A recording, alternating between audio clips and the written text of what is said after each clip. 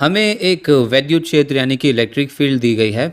ये बाई ओर है और ये एक समान क्षेत्र है यानी कि एक यूनिफॉर्म फील्ड है जिसका परिमाण 100 वोल्ट प्रति मीटर है। और हमें तीन बिंदु ए, बी और सी दिए गए हैं और हमसे पूछा गया है कि विभवांतर यानी कि potential difference V A minus V B और V B minus V C क्या है। तो इस प्रश्न में हम ये सीखेंगे कि हम वैद्युत क्षेत्र से विभवांतर की गणना कैसे कर सकते हैं। अब एक पिछले वीडियो में हमने एक सूत्र देखा था। हमने देखा था कि वैद्युत क्षेत्र एक ऋणात्मक विभव प्रवणता यानी कि नेगेटिव पोटेंशियल ग्रेडियंट है। अब यदि आप ये नहीं जानते हैं तो आप वो वीडियो फिर से देख सकते हैं। ठीक है, तो यदि आप आगे बढ़ने के लिए तैयार है तो चलिए हल करना शुरू करते हैं। विभवांतर V A minus V B ये क्या है, चलिए इसे करते हैं। एक तरीका ये है कि हम सूत्र का उपयोग कर सकते हैं, लेकिन हम इसे थोड़ी देर बाद करेंगे। पहले हम इसे तार्किक रूप से हल करने का प्रयास करते हैं, लॉजिकली हल करने का प्रयास करते हैं। और उसके लिए हम खुद से पूछते हैं कि इस संख्या का मतलब क्या है। इसका मतलब ये है कि यदि आप क्षेत्र की दिशा में चलते हैं यानी आप फील्ड के डायरेक्शन में चलते हैं तो क्षेत्र की दिशा में हर मीटर आगे जाने पर जो विभव है वो 100 वोल्ट कम होता जाएगा। और यदि आप सोचें कि क्षेत्र की दिशा में जाने पर विभव कम क्यों हो रहा है, तो इसे समझने के लिए मान लीजिए अगर आप यहाँ पर एक धनात्मक आवेश को रखते और इसे छोड़ देते तो क्या होता। ये क्षेत्र की दिशा में त्वरित हो जाता, एक्सेलरेट हो जाता, जिसका मतलब है कि क्षेत्र की दिशा में गतिज ऊर्जा बढ़ती है, जिसका अर्थ है कि क्षेत्र की दिशा में स्थितिज ऊर्जा कम हो जाएगी। ठीक वैसे ही जैसे कि गुरुत्वाकर्षण के मामले में होता है। जब वस्तु नीचे गिरती है यानी कि जब वो गुरुत्वाकर्षण क्षेत्र की दिशा में ही जाती है तो जो उसकी स्थितिज ऊर्जा है वो कम हो जाती है। तो हम जानते हैं कि यदि आप क्षेत्र की दिशा में एक एक मीटर बढ़ते जाएंगे तो विभव यानी वोल्टेज 100 वोल्ट्स कम होता जाएगा और क्षेत्र की दिशा के विपरीत दिशा में जाने पर हर मीटर जाने पर विभव 100 वोल्ट बढ़ जाएगा। इसका अर्थ है कि यदि दो बिंदु है जो 1 मीटर की दूरी पर है तो हम एक चीज तो जान गए कि उनका विभवांतर 100 वोल्ट होने वाला है। तो इसका मतलब है कि हमें बस ये पता लगाना है कि ये दोनों कितनी दूर है और फिर हम गणना कर सकते हैं। तो क्या आप वीडियो को रोककर कोशिश करेंगे? क्या आप बस इस जानकारी का उपयोग करके ये पता लगा पाएंगे कि इन दो बिंदुओं के बीच का विभवांतर क्या है, पोटेंशियल डिफरेंस क्या है? प्रयास कीजिए। ठीक है, तो पहली बात जो हमारे दिमाग में आती है वो ये है कि हमें बस ये पता लगाना है कि इन दो बिंदुओं के बीच की दूरी क्या है। तो इसे प्राप्त करने के लिए चलिए हम निर्देशांक ज्योमेट्री यानी कि कोऑर्डिनेट ज्योमेट्री का उपयोग करते हैं। लेकिन मान लीजिए कि आपको कोई संख्या मिलती है, उदाहरण के लिए मान लीजिए 10 मीटर। ठीक है, एक उदाहरण के लिए।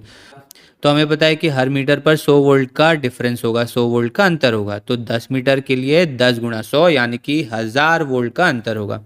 तो क्या ये सही उत्तर होगा? नहीं, वो उत्तर सही नहीं होगा। आप इसे इस तरह से नहीं कर सकते। क्या आप फिर से वीडियो को रोककर सोच सकते हैं कि हम ऐसा क्यों कह रहे हैं? ठीक है, तो जब हम कह रहे हैं कि प्रति मीटर 100 वोल्ट का अंतर आ रहा है, ये केवल तभी होगा जब आप वैद्युत क्षेत्र के समानांतर बढ़ रहे होंगे। यानी कि या तो आप वैद्युत क्षेत्र की दिशा में जा रहे होंगे या उसकी विपरीत दिशा में जा रहे होंगे, समानांतर। ठीक है, पैरेलल जाना होगा आपको। तभी आप कह सकते हैं कि प्रति मीटर 100 वोल्ट का अंतर आएगा। तो आप इस तरह से नहीं चल सकते। तो फिर हम ए से बी तक कैसे जाएं? तो एक तरीका यह है कि आप पहले क्षेत्र की दिशा में ए से बी तक जा सकते हैं, फिर आप इस तरह से ऊपर जा सकते हैं। देखिए, जब हम यहाँ से यहाँ जाते हैं तो हम इस संख्या का उपयोग कर सकते हैं। हम ये पता लगा सकते हैं कि ये दूरी कितनी है और फिर हम इस संख्या का उपयोग कर ये पता लगाएंगे कि विभव कितना है, हम कितना विभव प्राप्त करें या खो रहे हैं। वैसे यहाँ पे हम वैद्युत क्षेत्र की दिशा के विपरीत जा रहे हैं, तो यानी कि इस दिशा में जाने पर विभव बढ़ रहा होगा। ध्यान दें, जब हम इस तरह से जाते हैं तो हम वैद्युत क्षेत्र के लंबवत यानी परपेंडिकुलर चल रहे हैं। और हमने पहले ही देखा है कि यदि आप वैद्युत क्षेत्र के लंबवत चलते हैं तो विभव में कोई परिवर्तन नहीं आता। वास्तव में ये दो बिंदु एक समविभव पृष्ठ यानी इक्विपोटेंशियल सरफेस पर स्थित है। याद रखिए समविभव पृष्ठ हमेशा विद्युत क्षेत्र के लंबवत होते हैं। तो संक्षेप में यहाँ से यहाँ तक विभव में कोई परिवर्तन नहीं आएगा। बढ़िया, तो इसका मतलब ये है कि हमें बस ये पता लगाना है कि इस बिंदु पर विभव क्या है। हमारा मतलब है कि हमें बस इन दो बिंदुओं के बीच विभवांतर का पता लगाना है। ये इन दो बिंदुओं के बीच विभवांतर के समान है, क्योंकि ये और इस तल पे जो भी बिंदु है वे सभी समान विभव पर होंगे। क्या ये समझ में आ रहा है आपको? तो हमें बस ये पता लगाना है कि ये दूरी क्या है, और हम x निर्देशांक को देखकर ऐसा कर सकते हैं। तो ये ऋणात्मक 1 है, ये धनात्मक 4 है। तो इन दो बिंदुओं के बीच अंतर क्या होगा? वो 4 माइनस 1 है, यानी कि 4 जमा 1, तो ये 5 मीटर है। और आप रुककर इसकी खुद से जांच भी कर सकते हैं। तो ये 5 मीटर है, और इसीलिए अब हम इस संख्या का उपयोग कर सकते हैं। हम जानते हैं कि हर मीटर आगे पीछे जाने पर विभव में 100 वोल्ट का अंतर आता है। तो यदि हम 5 मीटर आगे जाते हैं तो हमें क्या मिलेगा? तो हमें 500 वोल्ट का अंतर मिलेगा। और यहाँ हम वैद्युत क्षेत्र की विपरीत दिशा में जा रहे हैं, यानी कि यहाँ पर 500 वोल्ट बढ़ जाएगा। तो यानी कि इस बिंदु पर विभव 500 वोल्ट अधिक है इस बिंदु से। तो चलिए इसका गणितीय रूप लिख देते हैं। VB VA से 500 वोल्ट अधिक है, और इसलिए हम जो कहना चाह रहे हैं वो ये है कि VA माइनस VB ये जो है ये है ऋणात्मक 500 वोल्ट। लेकिन चलिए आगे जाने से पहले हम सूत्र का उपयोग करके भी इसे निकाल लेते हैं, ताकि हमें पक्का हो जाए कि हम जो कर रहे थे वो सही कर रहे थे। तो पिछले वीडियो में हमने सूत्र भी व्युत्पन्न किया था। हमने देखा था कि विद्युत क्षेत्र और विभवांतर के बीच क्या संबंध है। विद्युत क्षेत्र ऋणात्मक विभव प्रवणता यानी नेगेटिव पोटेंशियल ग्रेडियंट है, जिसका अर्थ है कि ये दो बिंदुओं के बीच विभव में ऋणात्मक अंतर है, जिससे हम उन दोनों बिंदुओं के बीच की दूरी से विभाजित करते हैं, और फिर ये दूरी केवल क्षेत्र की दिशा में। ठीक है, तो क्या फिर से आप वीडियो को रोकेंगे और क्या आप देख सकते हैं कि आप यहाँ पे प्रतिस्थापन कर सकते हैं इन चीज़ों का, और क्या आपको यही उत्तर मिल रहा है? प्रयास कीजिए। ठीक है, तो यदि आप पुनर्व्यवस्थित करते हैं तो आपको डेल्टा V बराबर -E गुणा डेल्टा R मिलेगा। अब जब आप डेल्टा V और डेल्टा R, विशेष रूप से अगर आप डेल्टा V के बारे में बात करें, तो हमें इस बारे में बहुत सावधान रहने की आवश्यकता है कि हमारा प्रारंभिक बिंदु कौन सा है और हमारा अंतिम बिंदु कौन सा है ना? क्योंकि हम परिवर्तन के बारे में बात कर रहे हैं। प्रारंभिक और अंतिम जानना बहुत महत्वपूर्ण है। अब यहाँ पर हम यहाँ से यहाँ जा रहे हैं, लेकिन आपको ऐसा करने की आवश्यकता नहीं है, आप पीछे भी जा सकते थे। लेकिन चीज़ों को सरल रखने के लिए हम इसे अपना प्रारंभिक बिंदु कह देते हैं, और ये हमारा अंतिम बिंदु है। ये बिंदु और ये बिंदु वैसे समान है, जैसे कि हमने अभी देखा था, विभव की दृष्टि से ये समान है।